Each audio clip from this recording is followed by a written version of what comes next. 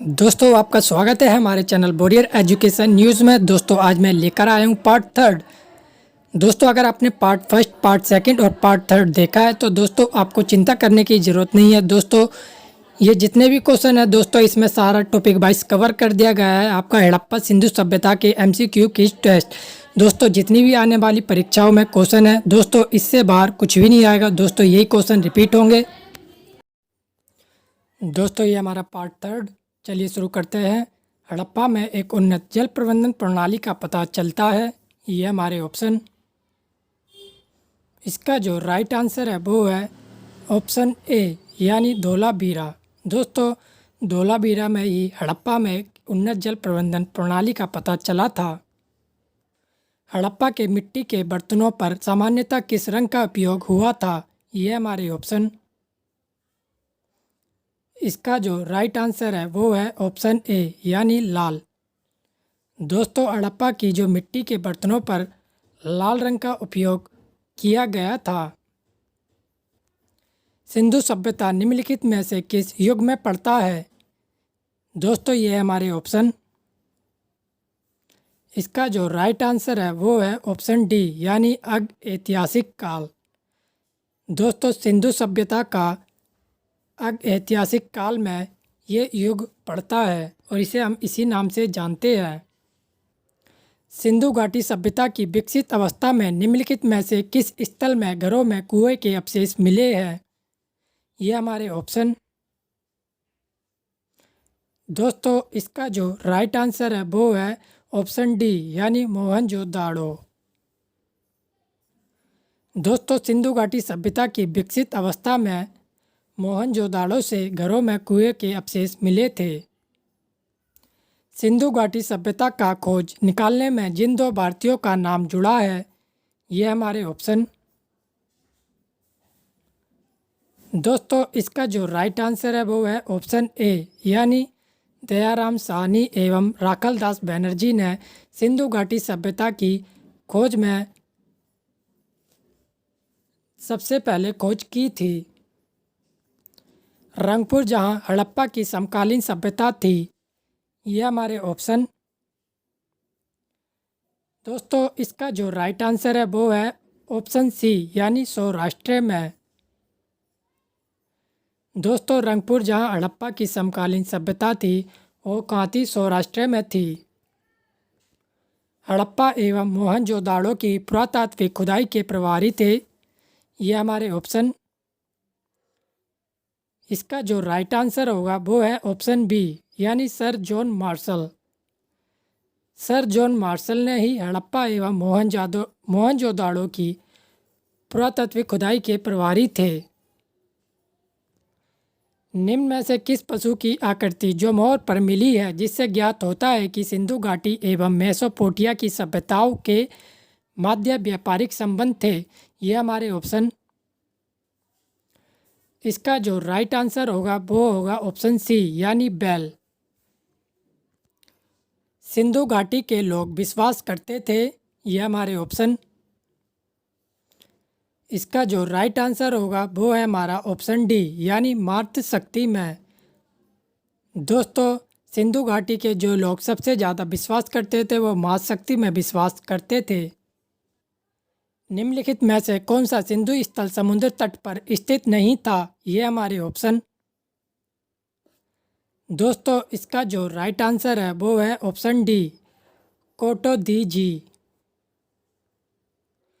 दोस्तों कोटो दी जी जो कि सिंधु स्थल समुद्र तट पर स्थित नहीं था।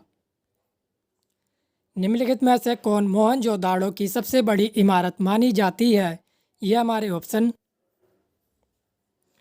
इसका जो राइट आंसर है वो है ऑप्शन बी यानी विशाल अन्नागार और धान्य कोठार। दोस्तों विशाल अन्नागार और धान्य कोठार मोहनजोदाड़ो की सबसे बड़ी इमारत मानी जाती थी। हड़प्पा कालीन लोगों ने नगरों में घरों के विन्यास के लिए कौन सी पद्धति अपनाई थी? ये हमारे ऑप्शन, इसका जो राइट आंसर है दोस्तों वो है ऑप्शन सी यानी ग्रीक पद्धति में। दोस्तों ग्रीक पद्धति हड़प्पा कालीन लोगों ने नगरों में घरों के विन्यास के लिए अपनाई थी। दोस्तों कोई सा ही पेपर हो, एक बार आप इनको एक बार पढ़कर जाना। दोस्तों ये क्वेश्चन सारे प्रीवियस ईयर के पेपरों में से लिए गए हैं, इसलिए दोस्तों चांसेस है ये भी क्वेश्चन आ सकते हैं आपके पेपरों में। सूची फर्स्ट और सूची सेकंड को सम्मिलित कीजिए। सूची फर्स्ट है हमारा लोथल कालीबंगन जो कि प्राचीन स्थल है, धोलावीरा और बनवाली। सूची सेकंड है पुरातत्वीय अवशेष, जुता हुआ खेत, गोदीबाड़ा, पक्की मिट्टी के बनी हुई हल से प्रकृति और हड़प्पाई लिपि के बड़े आकार के 10 चिन्हों वाला एक शिलालेख। ये हमारे ऑप्शन। इसका जो राइट आंसर है वो है ऑप्शन बी। दोस्तों लोथल में हमें मिला था लोथल में हमें दोस्तों मिला था गोदीबाड़ा और कालीबंगन में मिला था हमारे दोस्तों जुता हुआ खेत और धोलावीरा में हमें मिला था दोस्तों